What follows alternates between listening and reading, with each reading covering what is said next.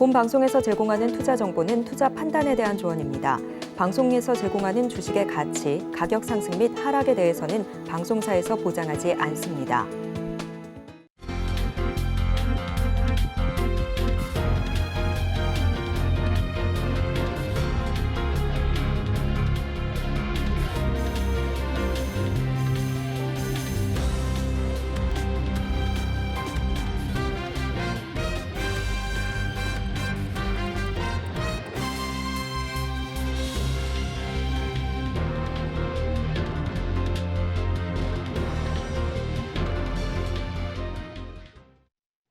시청자 여러분 안녕하세요. 오늘을 돌아보고 내일을 준비하는 오늘장 내일장 일부 진행의 백선혜입니다. 지난 거래일 뉴욕 증시는 모두 하락으로 마감을 했습니다. 고용 지표가 호조세를 보이면서 긴축에 대한 우려감이 커졌기 때문으로 풀이가 되고 있는데요. 우리 시장도 이 여파를 받아서일까요? 오늘 역시도 힘을 내지 못하고 있습니다. 코스피 시장은 오늘까지 나흘 연속 내림세를 펼치고 있고요. 그리고 코스닥 시장의 경우에도 이틀 연속 하락세가 이어지고 있습니다. 장 시작 전에 삼성전자의 잠정실적 발표를 시작으로 2분기 본격적인 실적 시즌이 시작이 됐습니다. 그래도 14년 만에 지금 최악의 성적표를 받아들였다는 이야기가 나오기는 하지만 영업이익의 경우에는 시장의 전망을 상회했다라는 이슈도 나와 있습니다. 자세한 이슈는 저희가 이어지는 코너를 통해서 짚어드리도록 하겠습니다. 본 방송에서 제공해드리는 정보는 투자 판단을 위한 조언일 뿐 해당 주식의 가치와 수익률을 보장하지는 않습니다. 아울러 서울경제TV와 서울경제신문은 당사의 브랜드입니다. 최근 당사를 사칭하는 피해 사례가 늘어나는 만큼 각별히 주의해 주시기 바랍니다. 또 저희 방송 유튜브를 통해서도 보실 수 있습니다. 유튜브 검색창에 서울경제TV라고 검색하시면 저희 방송과 함께 하실 수 있으니까요. 실시간으로 댓글 참여도 많이 해주시기 바랍니다. 7월 7일 금요일입니다. 오늘장 내일장 1부는 이 시각 보도본부로 시작하겠습니다. 앞서서 살펴보셨던 헤드라인 중에서 세 가지를 골라서 심층적으로 다뤄보겠습니다. 오늘은 보도국의 김효진 기자와 함께합니다. 어서 오세요. 안녕하세요. 네, 첫 소식부터 알아보겠습니다. 지난 4월에 경상수지가 적자를 기록했죠. 이렇게 되면서 우리 수출 경기 침체가 장기화됐습니다. 그러면서 올해 경제 성장률 전망치 하향에 영향을 미쳤는데요. 그래도 5월에는 조금 희망적인 수치가 나왔다고요? 네, 한국은행이 오늘 발표한 국제수지 잠정 통계에 따르면 5월 경상수지는 19억 3천만 달러로 우리 돈 약 2조 5천억 원의 흑자를 기록했습니다. 4월 마이너스 7억 9천만 달러에서 한 달 만에 흑자 전환한 겁니다. 하지만 올해 1월부터 5월까지의 누적 경상수지는 여전히 적자를 기록 중인데요. 34억 4천만 달러의 적자를 기록 중입니다. 이는 작년 동기 대비 222억 5천만 달러 준 수치입니다. 그러면 경상수지가 한 달 만에 흑자로 돌아선 요인은 어떤 게 있을까요? 네, 상품 수지 흑자와 해외 현지 법인으로부터의 배당 증가가 요인이라고 할 수 있습니다. 5월 상품 수지는 18억 2천만 달러로 4월과 5월 두 달 연속 흑자를 냈습니다. 해외 현지 법인으로부터의 배당이 늘면서 배당 소득 수지가 한 달 새 마이너스 5억 5천만 달러 적자에서 9억 달러 흑자로 크게 증가했습니다. 그렇다면 5월을 기점으로 앞으로의 전망을 밝게 봐도 괜찮을까요? 네, 정부와 한은은 경상수지가 저점을 벗어나면서 본격적인 흑자 궤도에 진입할 것으로 내다봤습니다. 방기선 기획재정부 1차관은 오늘 정부 서울청사에서 주재한 비상경제차관회의 겸 일자리 전담반 회의에서 앞으로도 흑자 기조를 이어갈 것으로 보인다고 말했습니다. 이어 올해 하반기가 위기를 극복하고 우리 경제가 한 단계 더 성장하는 변곡점이 될 수 있도록 수출, 투자, 회복세 강화, 그리고 물가 고용 등 민생 안전, 경제 체질 개선 등을 골자로 한 2023년 하반기 경제 정책 방향을 차질 없이 추진하겠다고 밝혔는데요. 정부는 최근 발표한 하반기 경제 정책 방향에서 올해 경상수지 전망치로 230억 달러 흑자를 제시했습니다. 이는 기존 전망치에서 20억 달러 상향 조정한 겁니다. 이에 앞서 한은도 지난 5월 수정 경제 전망에서 올해 경상수지 흑자 규모를 240억 달러로 제시한 바 있는데요. 이동환 한은 금융통계부장은 5월까지 확인할 수 있는 것 우리나라가 경상수지 저점은 벗어났다는 것이라며 이 회복을 보이는 국면에 진입했다고 평가했습니다. 이렇게 안정적인 흑자 기조가 이어지기 위해서는 우리 기업들의 수출 성적표도 나아져야 할 텐데요. 오늘 대장주인 삼성전자가 잠정 실적을 발표했죠. 네, 오늘 삼성전자는 지난 2분기에 6천억 원의 영업이익을 거뒀다고 공시했습니다. 1년 전에 비하면 95.7% 감소한 수치인데요. 14년 만에 최저를 기록하면서 금융위기 이후 최악의 성적표를 받았다는 평가를 받고 있습니다. 이 주력 사업인 반도체 업황이 악화되고 글로벌 스마트폰 시장이 부진하게 된 것이 큰 영향을 끼쳤다고 분석이 되고 있는데요. 2분기 매출은 60조 원으로 잠정 집계되며 지난해 같은 기간과 비교해서 22.3% 줄어들었습니다. 오늘 공시에서 세부 실적은 공개가 되지 않았습니다. 그렇다면 어떻게 예상이 되고 있을까요? 네, 증권가에서는 이 반도체 사업을 담당하는 DS 부문은 3에서 4조 원의 적자를 냈을 것으로 예상하고 있습니다. 또 KB증권에 따르면 모바일 경험을 담당하는 MX 부문은 2조 7천억 원의 적자, 그리고 가전을 담당하는 CE 부문은 5천억 원의 적자를 냈을 것으로 예상됩니다. 네, 그렇다면 지금 이어서 살펴볼 텐데요.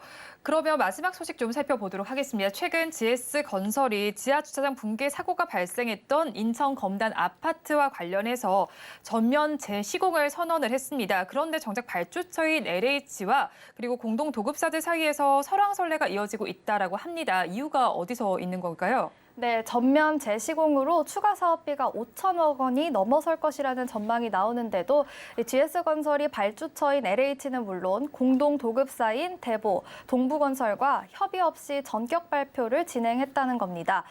업계에 따르면 LH는 당초 해당 사업장에 대한 정밀 안전 진단이 끝난 이후에 앞으로의 계획에 대해 논의하려고 했지만 이 GS건설의 재시공 발표로 향후 수습 대책 논의에 착수했습니다. 공동도급사와도 재시공에 대한 논의는 없었던 것으로 알려졌습니다. 이번 사고가 발생한 검단 아파트 단지는 GS건설이 40%, 대보건설이 30%, 동부건설이 30%의 지분을 보유하고 있습니다. 이 아파트 분양에 따른 이익은 물론 손실까지 지분율에 따라 분담하는 구조인데요. 공사는 대표적인 시공사인 GS건설이 주도적으로 진행합니다. 조만간 입주 예정이었던 사업장에서 재시공이 진행되면 공동 도급사에도 공사비 회수가 늦어지기 때문에 계획했던 자금 흐름에 차질을 빚을 수 있는 겁니다. 네, 오늘의 경제 이슈 함께했습니다. 지금까지 보도국의 김효진 기자와 함께했습니다. 오늘 말씀 고맙습니다. 이어서 오후장 주요 공시를 전해드리는 시간입니다. 스피드 뉴스앤 공시 김혜연 캐스터가 준비하고 있습니다. 스피드 뉴스앤 공시 김혜연입니다. 안 그래도 이 연준의 긴축 기조를 재차 확인하게 되면서 시장의 경계감이 컸었는데요. 엎친 데 덮친 격으로 전일 미증시에서 민간 부문에서의 고용이 늘어났다라고 합니다.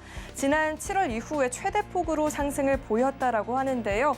이 같은 소식에 긴축에 대한 경계감이 더 커지게 되면서 미증시도 하락 마감을 보였고요. 오늘 우리 시장도 영향을 받으면서 하락폭을 확대하는 모습입니다. 계속해서는 삼성전자의 2분기 잠정 실적도 살펴보도록 하겠습니다. 네, 2분기 연결 기준 삼성전자의 매출액은 60조로 전년 동기 대비해서 22%대의 하락세를 보였다라고 합니다. 영업이익은 6천억 원으로 전년 동기 대비 95%대의 내림세를 보였는데요. 금융위기 이후에 14년 만에 최악의 성적표를 받았다라는 이야기가 나오고 있습니다. 이 주력 사업인 반도체 업황이 여전히 부진한 데다 이 스마트폰 신제품인 갤럭시 S23의 효과 둔화로 수익성이 떨어졌다라는 분석들이 나오고 있는데요.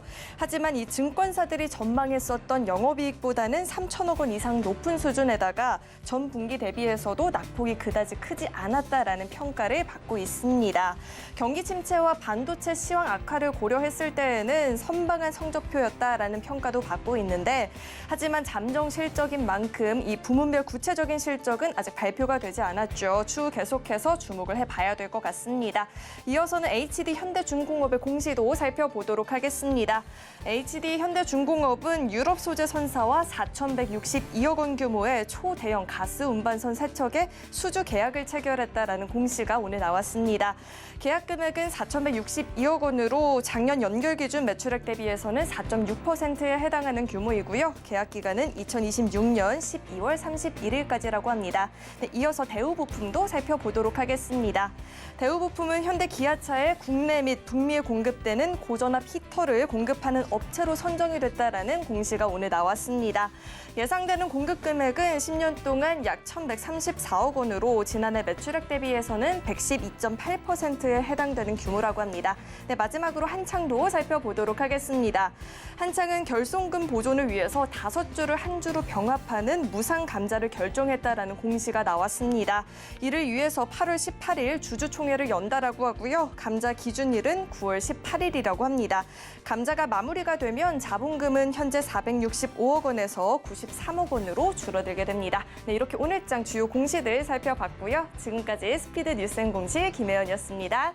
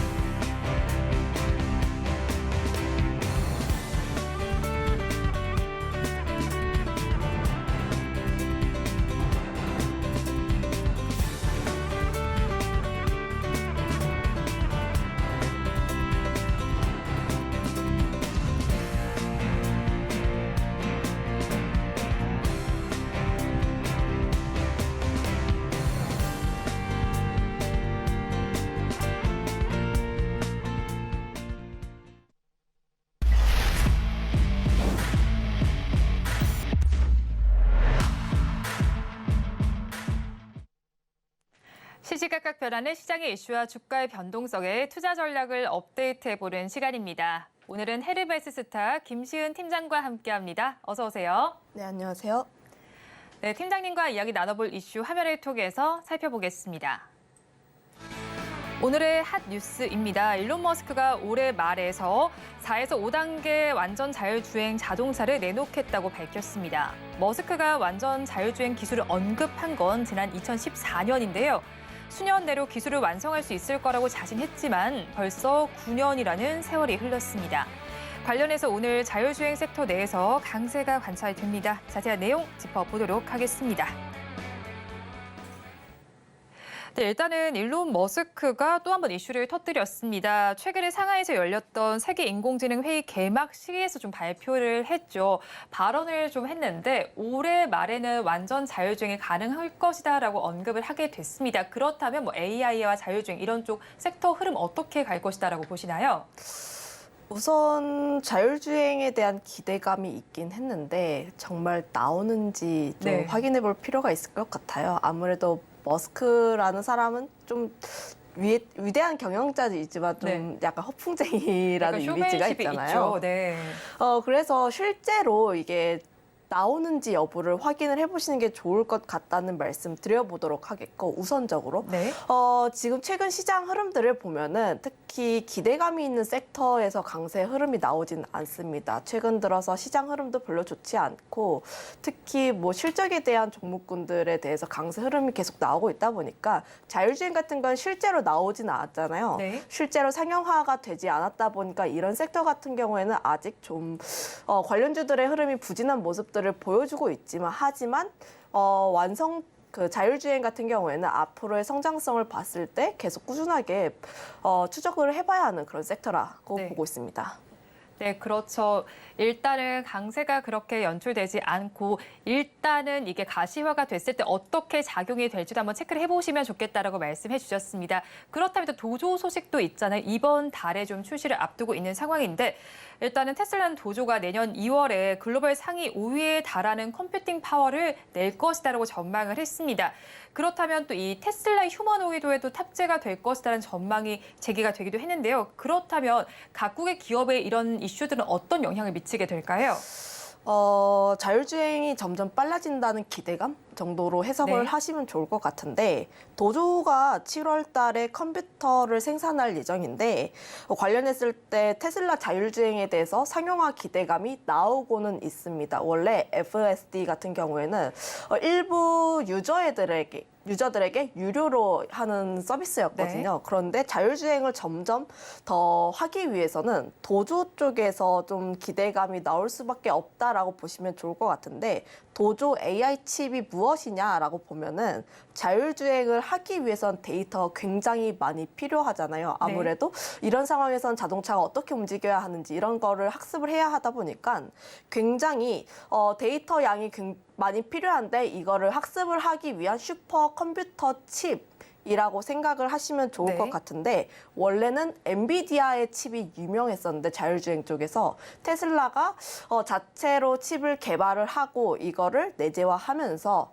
앞으로 테슬라 같은 경우에는 자율주행 쪽에서 선두주자로 나아가고 있다. 물론 자율주행 쪽에 있어서 가장 먼저 선두에 치고 가는 기업이 테슬라이긴 해요. 네. 왜냐하면 보통 자율주행 같은 경우에는 6단계로 구분을 하고 있는데, 우리나라 같은 경우에는 내년에 현대차 그룹들 EV9이라든지 했을 때 레벨 3를 출시를 할 예정입니다.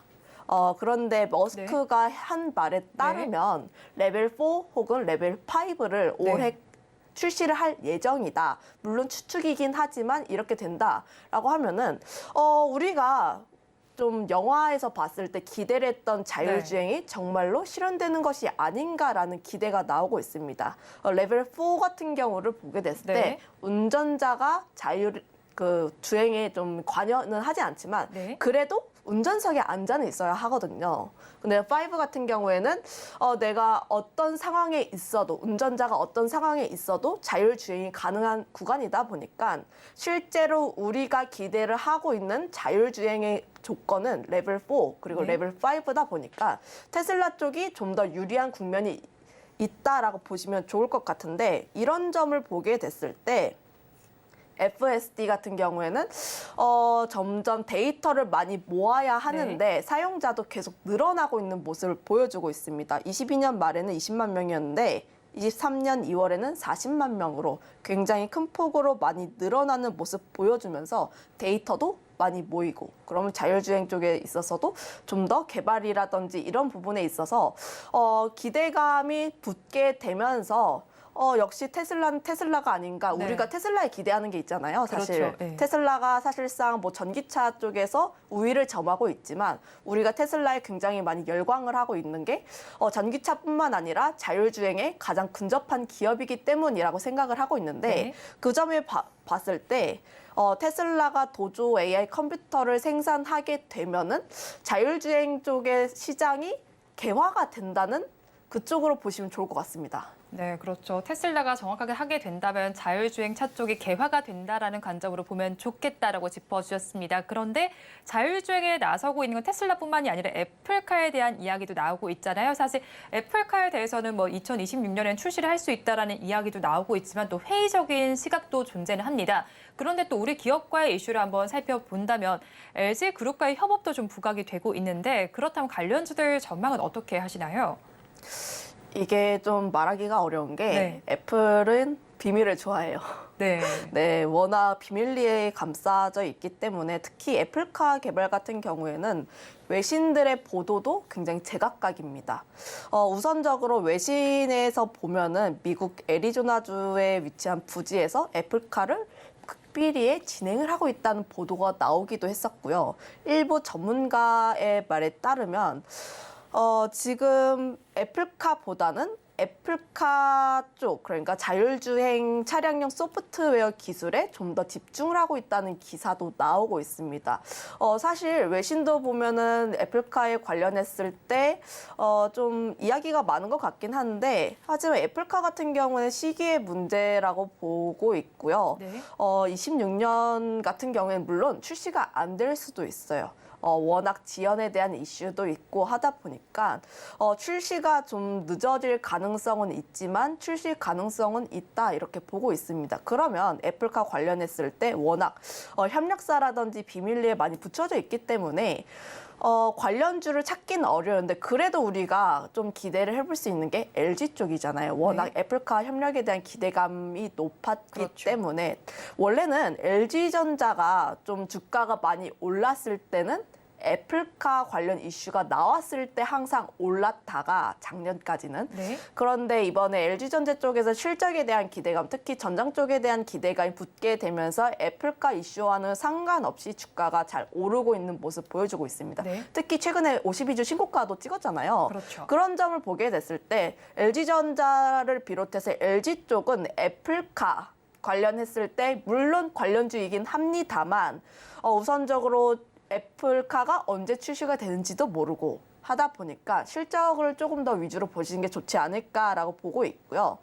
다만 지금 애플카를 비롯했을 때 자율주행차가 점점 성과가 없습니다. 사실상 실체가 없다 보니까 그냥 기대감으로만 좀 접근을 해보시는 게 좋을 것 같고 관련주로 엮이는 모습에 대해서는 실적을 한번 확인을 하고 접근을 하시는 게 좋지 않을까라고 보고 있습니다.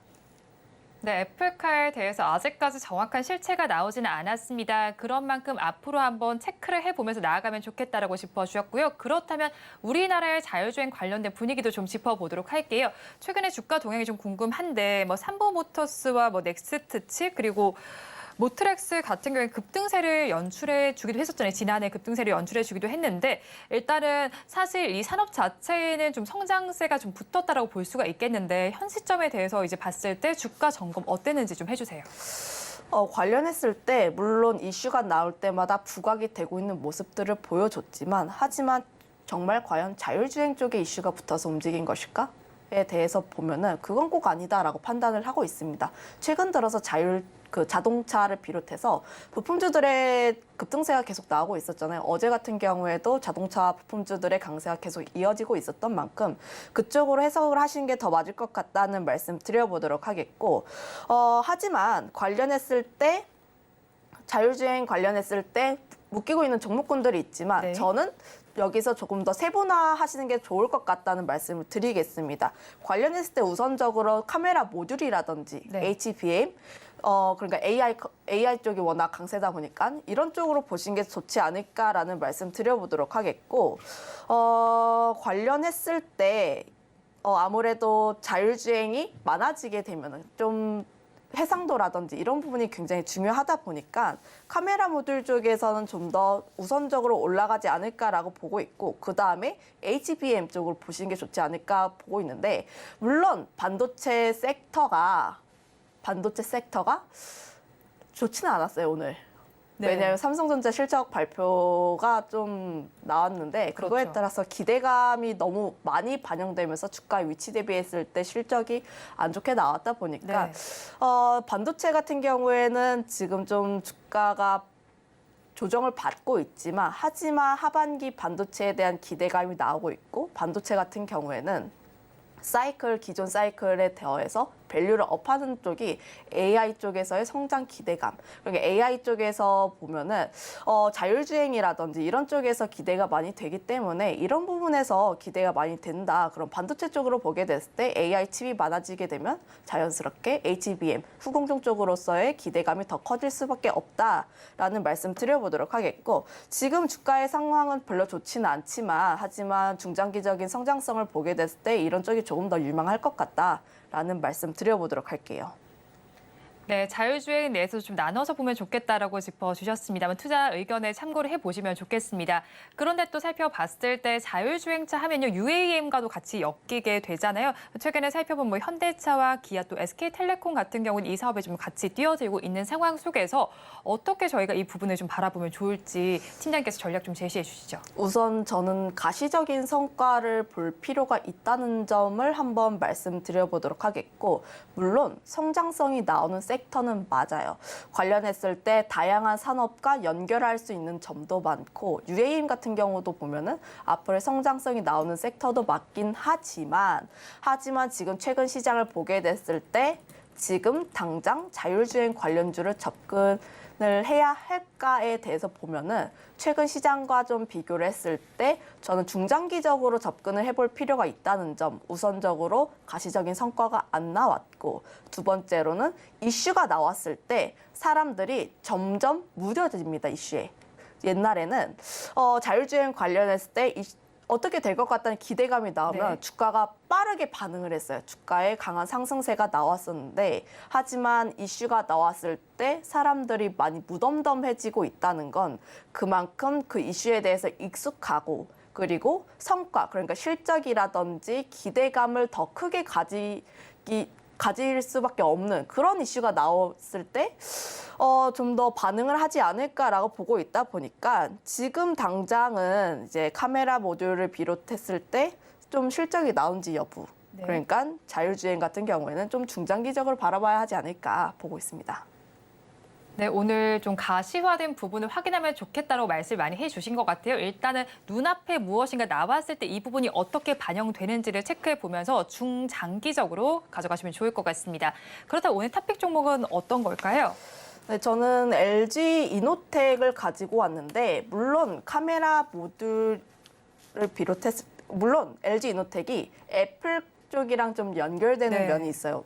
왜냐하면 LG전자를 비롯했을 때 애플카에 대한 기대감이 있다라고 보시면 좋을 것 같은데 하지만 지금 단기적인 모멘텀을 보게 됐을 때 개중에 자율주행 관련주 중에서 좀 골라보자면 LG 이노텍이 더 낫지 않을까라고 보고 있는 게 단기적으로 아이폰 신제품 출시에 대한 기대감이 있습니다.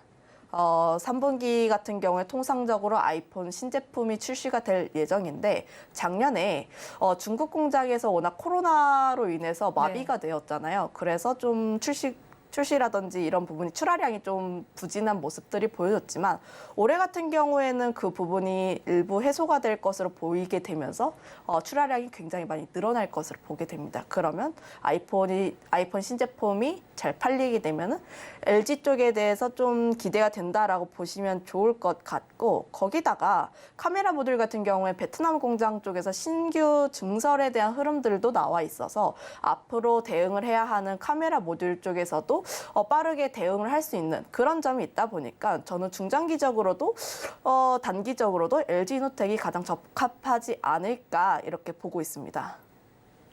네, 시기적으로 봤을 때 지금 LG 이노텍에 대해서 한번 짚어주셨는데 애플 아이폰의 이슈와도 엮여 있고 여러 가지 이슈가 같이 있는 만큼 한번 짚어보시면 좋겠습니다. 그러면 LG 이노텍에 대해서 저희 가격 전략은 어떻게 가져가야 할까요? 지금 LG 이노텍 차트 모양을 한번 봤을 때 네. 박스권 흐름 그리다가 오늘 시장 많이 눌리면서 약간의 차익이 나왔어요. 하지만 저는 지금 당장 이 종목을 매수를 하시기보다는 조금 더 눌렸을 때 접근을 해보시는 게 좋지 않을까라는 말씀 드리겠는데 이미 박스권 하단을 탈출을 했기 때문에 아래까지 조금 더 열어봐야 한다라고 보고 있고요. 그렇게 되면 지지선 부근 쪽에서 조금 더 접근을 하시는 게 매수 단가에 조금 더 도움이 될 것 같다는 말씀 드리겠고, 매수가 같은 경우에는 27만 5천 원에서부터 28만 5천 원까지 분할적으로 접근을 해보시면 좋을 것 같고, 다만 목표가 같은 경우에는 36만 원 라인대를 제시를 할 텐데 이 박스권 라인대를 뚫게 되면 윗상단이 36만 원 정도까지 그 다음 박스권이 36만 원 정도이다 보니까 이 라인대를 목표가를 설정을 해 주시면 좋을 것 같고, 손절가는 24만 5천 원 정도 제시를 하겠습니다. 24만 5천 원 라인대가 이전에 상승이 나왔었던 대세적인 시세가 나왔던 그 라인대 초반 부근이다 보니까 이 라인은 손절가로 한번 제시하겠습니다. 네, LG 이노텍에 대한 가격 전략까지 짚어드렸으니까요. 투자 의견에 참고해 보시기 바랍니다. 지금까지 헤르메스 스타 김시은 팀장과 함께했습니다. 오늘 말씀도 고맙습니다.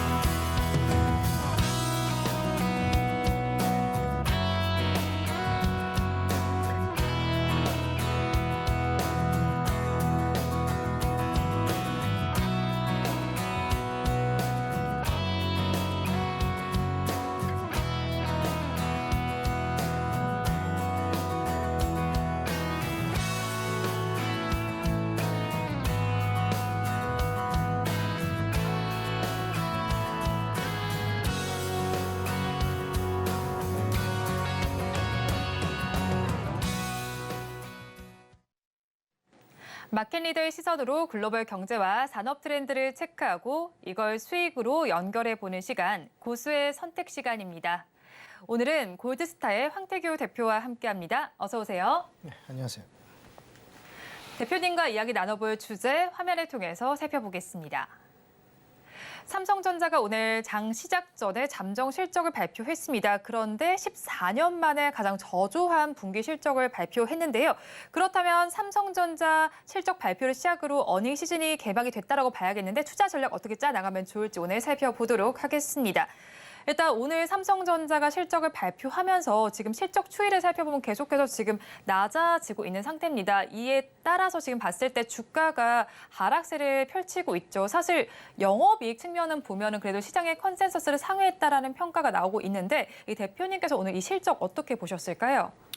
일단 과거 실적에 비해서는 상당한 이제 감소세가 있었다라고는 이제 볼 수 있겠죠.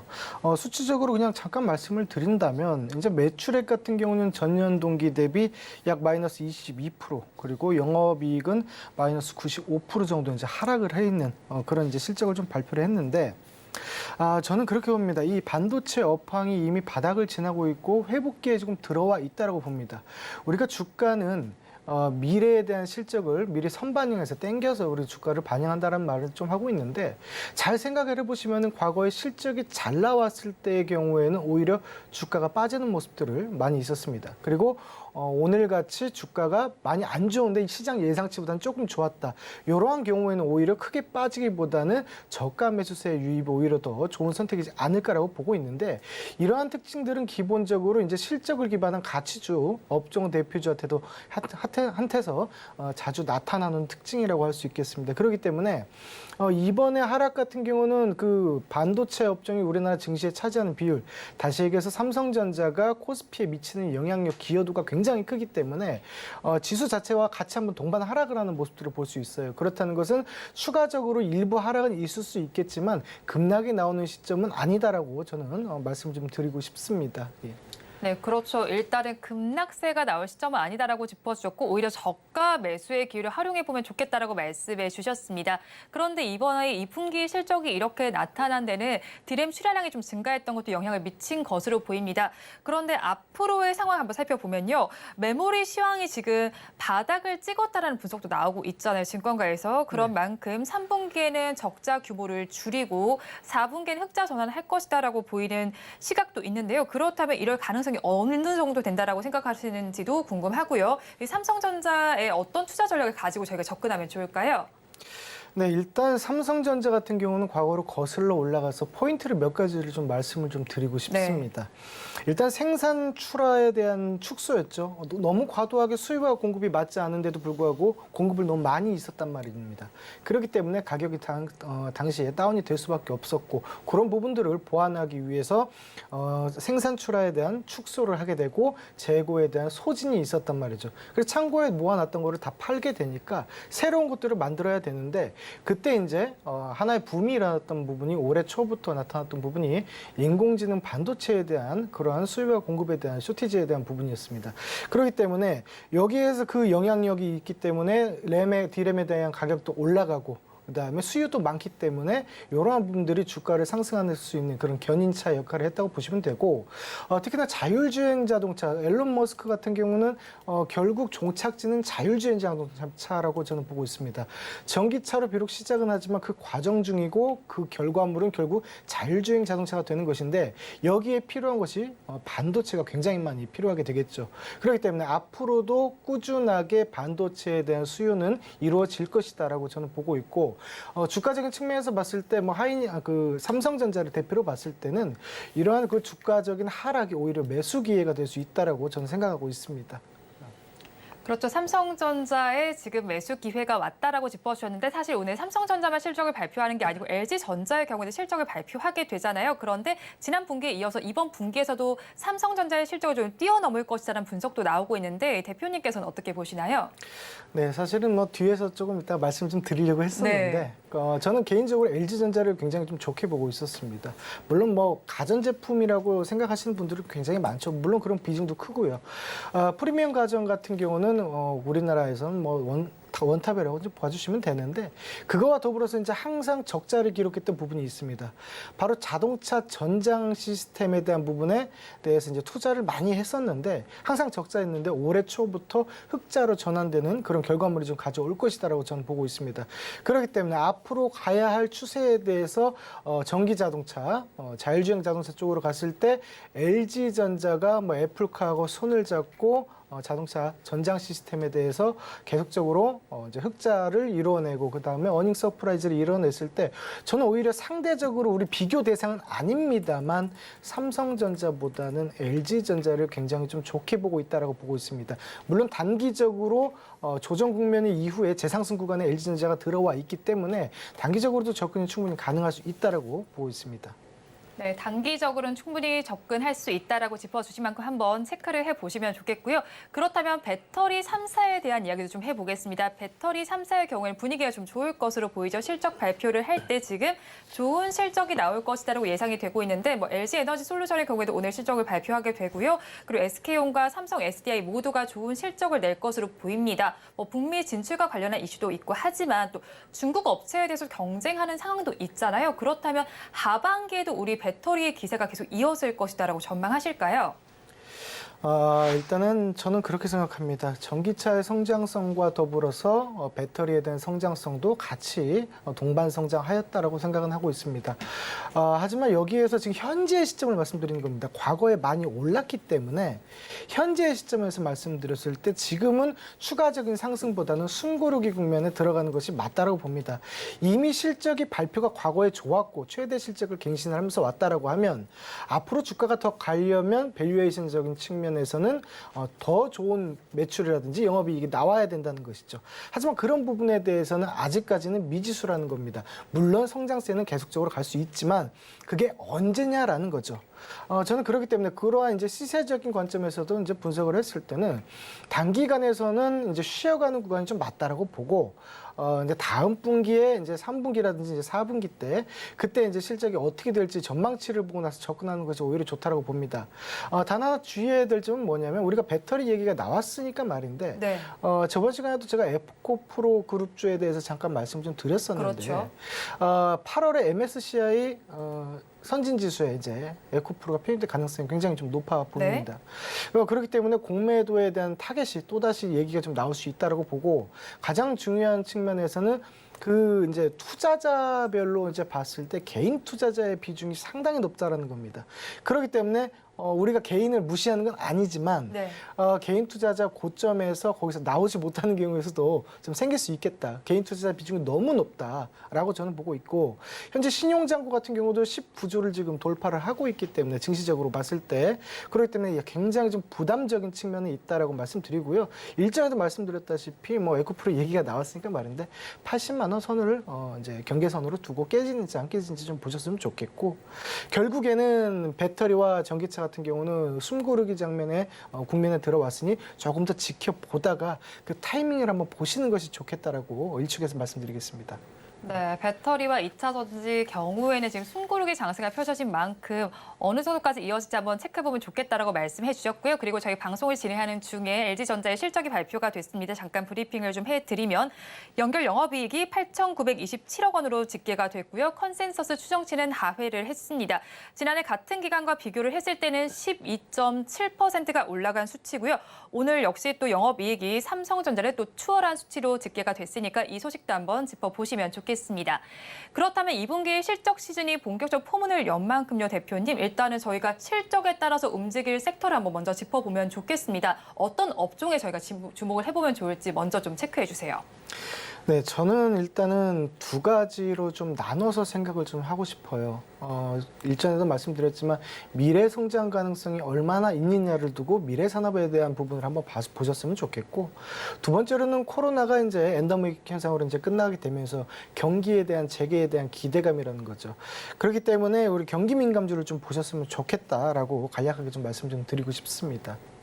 네, 경기 민감주를 보면 좋겠다라고 좀 간략하게 말씀해 주셨는데 뭐 자동차 업종도 잘 갈 것이라는 이야기 나오고 있고 조선 업종에 대한 유망한 시각들도 나오고 있더라고. 이 업종들에 대해서는 좀 어떻게 보는지 세분화해서 좀 설명해 주시겠어요? 네, 저는 그 증시에 있어서는 반도체와 그리고 자율주행을 포함한 전기자동차죠. 이러한 부분을 얘기하지 않고서는 얘기를 할 수 없다라고 좀 생각을 하고 있습니다. 최근에 그렇게 봤을 때 미래 산업에 있어서는 아무래도 디스플레이 장비라는 부분 그런 업종과 그다음에 자율주행을 포함한 자동차 업종을 좀 보셨으면 좋겠다라는 건데 특히나 현대차 같은 경우는 실적이 굉장히 좀 좋음에도 불구하고 노이즈가 계속적으로 발생되면서 네. 주가가 하려고만 하면 다시 하락하고 상승하려고 하면 다시 하락하고 하는 이런 모습들이 좀 나오고 있는데 리콜 사태라든지 이런 부분들이 어느 정도 진정이 되고 실적에 대한 부분들이 받쳐주고 주가가 안정화되어 있는 하방 안정성이 좀 있다면 충분히 좀 접근해 봐도 되지 않을까라고 보고 있고요. 그다음에 AI 이제 반도체 쪽으로 다시 한번 말씀을 드리고 싶은데 네. 이런 쪽으로 해서도 뭐 칩셋 미디어라든지 그에 관계되는 뭐 텔레칩스라는 종목도 좀 봐주셨으면 좋겠고 아까 말씀드렸다시피 LG전자가 자율주행 자동차 쪽으로 전장 사업을 활성화시키려고 하는 모습들이 계속 나오고 있기 때문에 네. 이런 부분도 좀 잘 체크하셨으면 좋겠다라고 말씀드리고 싶습니다. 자, 그리고 경기 재개 관련한 부분들은 우리가 뭐 여러 가지 있을 수 있겠죠. 리오프닝 관련주라고 흔히 이제 표현을 하는 부분들이 있을 수 있는데 그 부분과 더불어서 무역 수지 같은 경우도 이제 무역에 대한 부분이 재개가 되기 때문에 무역 수지가 상승할 거란 말이죠. 그래서 조선업, 해운업 쪽으로도 좀 봐주셨으면 좋겠다. 네. 그리고 호텔 레저, 에너지 쪽으로도 좋을 것이다라고 저는 보고 있습니다. 이러한 부분들에 있어서 이제 무역 물동량 측면에서 봤을 때는 결국에는 배를 만들어야 되는데 여기 부분에 있어서 가장 먼저 실적이 나올 수 있는 부분은 완성된 배를 만들기보다 네. 거기에 기반되는 부품을 만드는 쪽이 조금 실적 기반이 좀 빠르겠죠, 속도가. 그렇기 때문에 기자재 업종, 피팅 업체 쪽으로 좀 봐주시고 뭐 엔진 쪽으로 좀 봐주시는 부분이 좋겠다라고 저는 생각을 좀 하고 있습니다. 네. 그리고 뭐 해운업은 뭐 한번 찾아보시면 좋을 것 같은데 네. 화물 운송 쪽으로 좀 봐주셨으면 좋겠고 그리고 아까 여행에 대한 부분, 뭐 화장품에 대한 부분 말씀드렸는데 화장품은 이제 한 달 전인가 두 달 전에 이제 크게 이제 급등하고 왔다 갔다 했기 때문에 여행 업종으로는 아직까지 상승에 대한 부분이 크게 나오지 않았다고 봅니다. 특히나 그 일본에 관련해서 엔화의 가치에 대한 부분이 있어서 일본 여행객이 굉장히 급증하고 있는 상태인데 중저가 그 항공사 위주로 좀 보시면 좋은 그 틀을 좀 마련할 수 있지 않을까라고 생각합니다. 자, 섹터별로 어떤 실적 전망이 있을지에 대해서 한번 짚어주셨는데요. 그렇다면 지금 또 종목별로도 좀 알아보도록 하겠습니다. 지금 실적 전망이 상향된 종목들이 지금 이렇게 나와 있는데 사실 파라다이스의 경우에도 실적 전망이 굉장히 많이 상향이 된 것으로 보이고요. 말씀해 주셨던 섹터들에서 웬만하면 다 나온 것 같은데 지금 CS 윈드의 경우에는 지금 풍력주에 좀 속해 있잖아요. 이 부분들 대해서는 어떻게 좀 보고 계실까요? CS 윈드 풍력의 대표 주자라고 네. 이제 볼 수 있겠죠. 최근에 며칠 전에는 이제 노이즈는 있었습니다. 뭐 그래서 CS 윈드는 빠지고 CS 베어링은 상승하는 급등하는 그런 흐름들이 나왔는데 이제 그런 흐름들보다는 이제 큰 틀에서 봤을 때 우리나라 같은 경우는 이제 신재생 에너지 쪽으로 크게 풍력과 태양광으로 봤을 때 태양광에 대해서 너무나 이제 비중이 좀 높다. 그래서 해상 풍력 쪽으로 눈을 돌리자라는 그런 얘기들이 한 일주일 전 정도에 있었습니다. 이제 그런 부분들을 봤을 때 그리고 유럽도 그렇고 전 세계 글로벌 트렌드로 봤을 때는 풍력에 대한 부분들이 계속적으로 주목을 좀 받을 수 있겠다고 봅니다. 주가적인 측면에서도 하방을 견디고 그다음 상승으로 돌아서면서 박스의 국면에 지금 갇혀 있는 그런 상황인데 CS 윈드 같은 경우는 올해 하반기부터 저는 좋아질 거라고 봅니다. 재무적인 부분에 있어서도 개선이 좀 될 수 있는 부분들이 있고 러브콜이 좀 많이 들어오고 있다고 저는 이제 듣고 있기 때문에 그런 부분들을 감안했을 때 이제 박스권에 있기는 하지만 박스권의 하단에서 좀 모아가기 전략으로 가신다면 올 연말에 좋은 성과를 좀 거두지 않을까라고 생각을 하고 있습니다. 네, 박스권 하단부에 접근한다라면 지금 올 연말엔 좋은 성적표를 거둘 것이다라고 말씀을 해주셨습니다. 그렇다면 실적 시즌이 포문을 열게 된 만큼 어떤 종목들이 어느 날 좀 발표를 하게 될지 보면 좋겠는데 일단 오늘은 삼성전자와 LG전자 그리고 지금 화면에 나와 있지 않지만 LG에너지솔루션도 실적 발표가 예정이 되어 있고요. 그리고 다음 주의 경우에는 에코프로 삼형제가 지금 실적을 발표하게 됩니다. 또 26일에는 LG디스플레이어, LG이노텍 그리고 27일에 삼성 SDS가 발표가 되는데 그렇다면 실적 발표를 전후해서 저희가 이 종목들에 대해서는 어떤 관점으로 투자 전략을 짜가면 좋을까요? 소문에 사서 뉴스에 팔아라라는 말이 있죠. 네. 저는 그렇기 때문에 오늘 한번 잘 생각을 해보시면 삼성전자가 오늘 실적 발표를 했습니다. 그렇죠. 근데 주가는 내려가는데 시장 전망치에 대비해서 상회를 했다고 표현을 네. 했을 때 일부 조금이라도 어느 정도 상승이 좀 나왔어야 되는 게 맞아요. 왜냐하면 안 좋아지고 있는 추세 중에서도 시장 예상치보다 좋아졌기 때문에 살짝은 도는 모습, 상승으로 도는 네. 모습들이 나왔어야 되는데 그런 모습들이 전혀 나오지 않았다는 거죠. 실적 발표를 했다는 것은 이미 결과물이 나왔다는 걸 표현하기 때문에 저는 그 내일 같은 7월 12일 날 이제 에코프로 그룹주에 대한 실적들이 나오게 되는데 제가 이제 맞을지 틀릴지는 모르겠지만 네. 아마도 7월 12일에 실적을 발표하고 난 뒤에 하락을 할 수 있는 가능성도 좀 열어둬야 되지 않을까라고 저는 조심스럽게 좀 생각을 좀 하고 있습니다. 예. 네, 실적 발표 이후에 에코프로 그룹주 같은 경우에 하방에 대한 가능성도 조금 열어두면 좋겠다라고 짚어주셨으니까 한번 참고를 해보시면 좋겠습니다. 그렇다면 앞서서 말씀하신 업종 중에서 좀 비중을 확대할 만한 종목이 어디 있는지 궁금하거든요. 어떻게 저희가 좀 바라보면 좋을까요?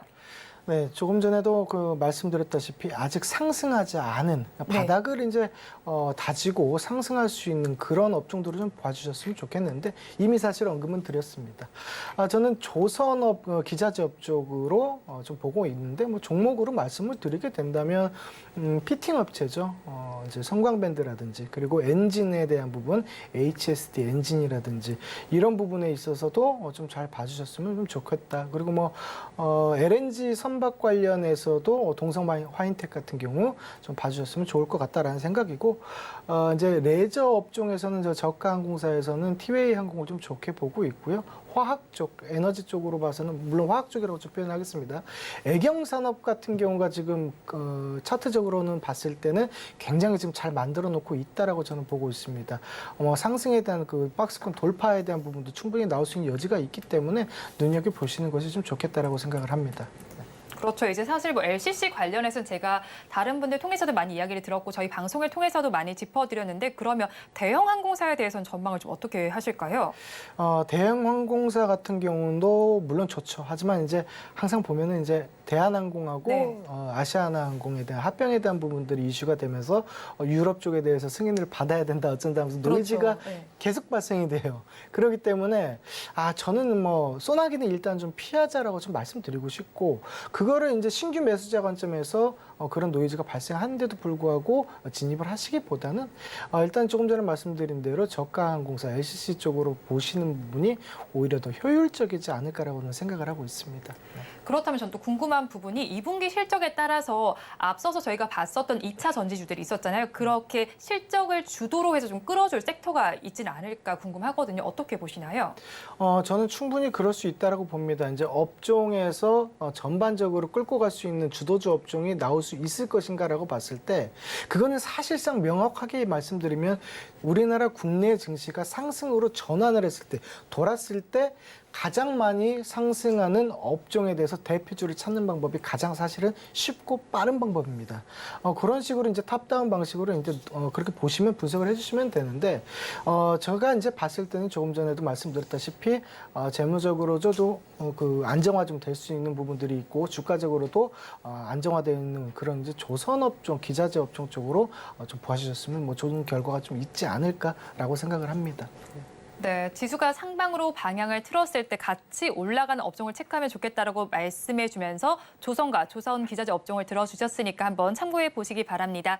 지금까지 골드스타의 황태규 대표와 함께했습니다. 오늘 말씀 고맙습니다. 오늘장 내일장 일부 마칠 시간이 됐습니다. 본 방송에서 제공해드리는 정보는 투자 판단을 위한 조언일 뿐 해당 주식의 가치와 수익률을 보장하지는 않습니다. 아울러 서울경제TV와 서울경제신문은 당사의 브랜드입니다. 최근 당사를 사측하는 피해 사례가 늘어나는 만큼 각별히 주의해 주시기 바랍니다. 또 잠시 후 2부에서는 급락하는 종목에 대한 생존 전략을 모색해보는 종목 SOS 코너와 그리고 종가에 베팅할 종목을 제시해드리는 종가 베팅 코너가 이어질 예정입니다. 2부도 저희 방송과 함께해 주시기 바랍니다. 고맙습니다.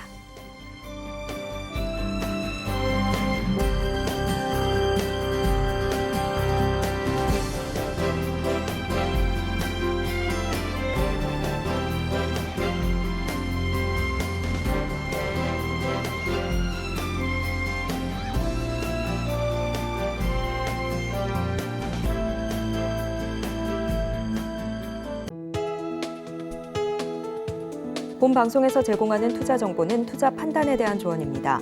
방송에서 제공하는 주식의 가치, 가격 상승 및 하락에 대해서는 방송사에서 보장하지 않습니다.